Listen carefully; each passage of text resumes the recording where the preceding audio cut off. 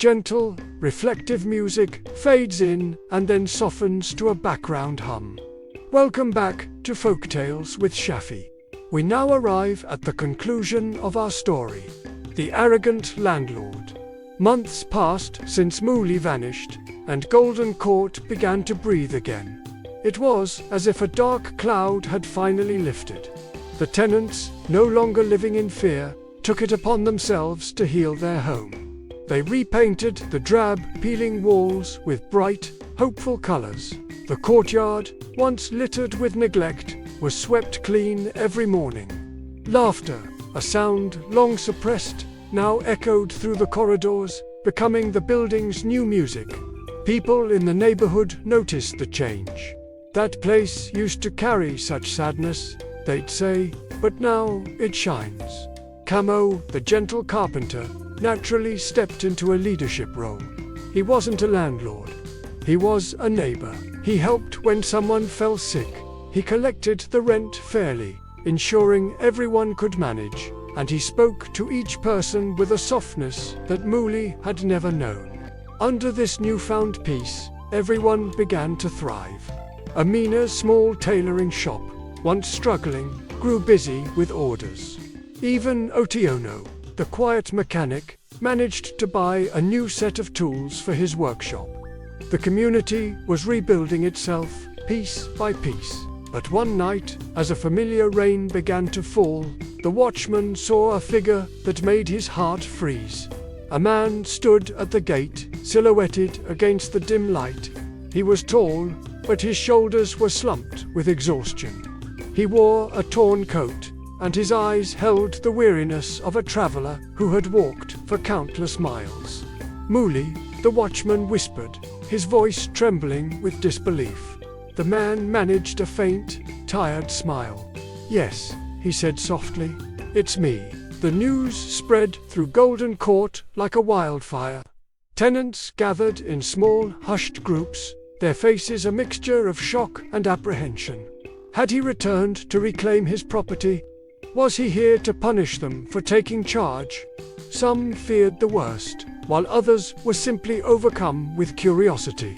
When Kamau came out of his workshop and saw the man standing there, drenched and broken, he didn't show anger or fear. Instead, a gentle smile touched his lips. "Welcome back, landlord," he said. Muli bowed his head, a gesture of profound humility.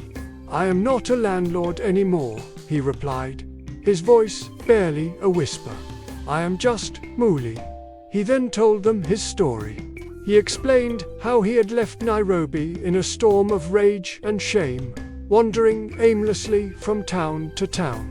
His journey eventually led him to his late mother's village in Kitui. There, he met an old, blind preacher who saw not with his eyes, but with his heart. The preacher had told him, "You cannot build a house for others until you rebuild the one in your heart." Those words struck Muli like lightning.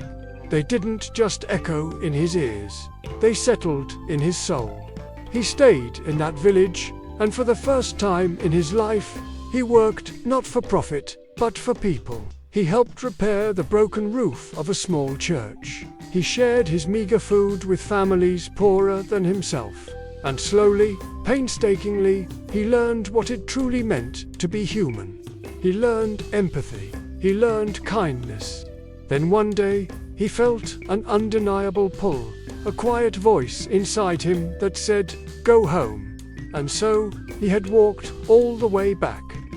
When he finished his story, a heavy silence fell over the courtyard. The tenants looked at this changed man, unsure of what to believe. Then Amina, her face full of grace, stepped forward.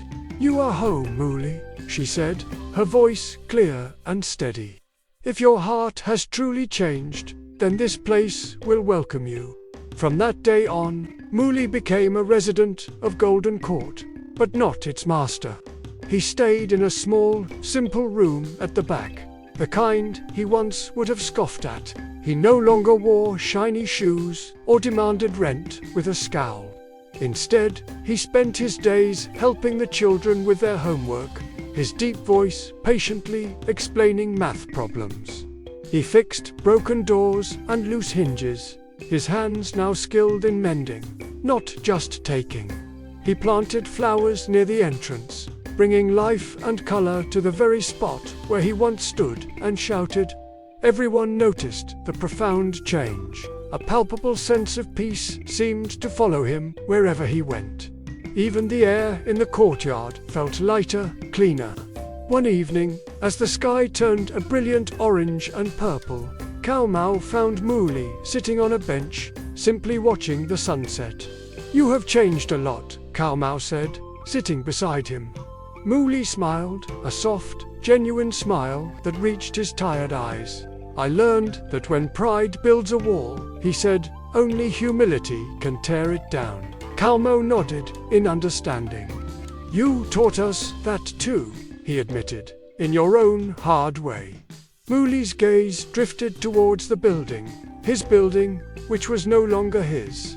"If anything ever happens to me," he said quietly, his voice filled with a strange finality, "promise you'll keep this place safe. Make it a home, not just a house." "I promise," Kamau said, meeting his gaze. That night, the moon rose full and bright, casting a silvery glow over Golden Court. A gentle wind whispered through the new flowers Muli had planted. In the morning, when the tenants awoke to the sounds of a new day, they found Muli sitting on that same bench. He was peaceful, his eyes closed, his face so calm it looked as though he were merely sleeping. But he never woke up. Amina cried silent tears. Kamau bowed his head in sorrow. Even the children, who had come to love their gentle tutor, stood in a silent, respectful circle.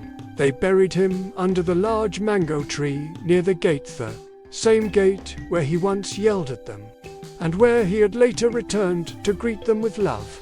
On his grave, they didn't place an ornate tombstone. Instead, they placed a simple, smooth stone with words carved into it by Kamau's own hands. "Here rests the man who learned that kindness is the rent of the soul." From that day forward, Golden Court became known across Nairobi by a new name, Muli's Place of Peace. Strangers passing by would often stop to rest in the shade of the mango tree, feeling the tranquility of the place. The tenants kept the flowers blooming, and every evening, as the sun went down, they would say a quiet prayer for the man who had changed their lives, first by breaking them, and then by fixing himself. And sometimes, when the wind blew just right, rustling the leaves and whispering through the corridors, some said you could hear a faint voice, calm, deep, and full of warmth, saying, "Take care of what I could not. And remember, no one owns peace, we only borrow it with kindness." Thank you for joining me for this tale. I hope it touched your heart as much as it did mine. If you enjoyed our story, please consider liking this video and subscribing to Folktales with Shafi for more stories that explore the depths of the human spirit. Until next time, be well and be kind.